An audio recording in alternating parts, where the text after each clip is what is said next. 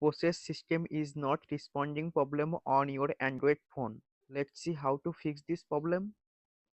Go to phone setting, scroll down, click on app management,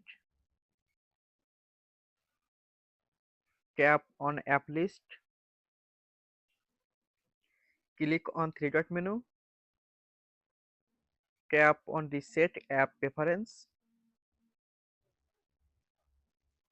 tap on reset app, again click on three dot menu, tap on show system, tap on Google Play service,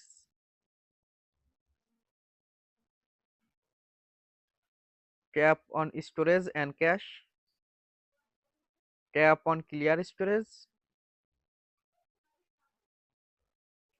tap on clear all data, tap on confirm, click on system UI, tap on storage and cache, and tap on clear cache.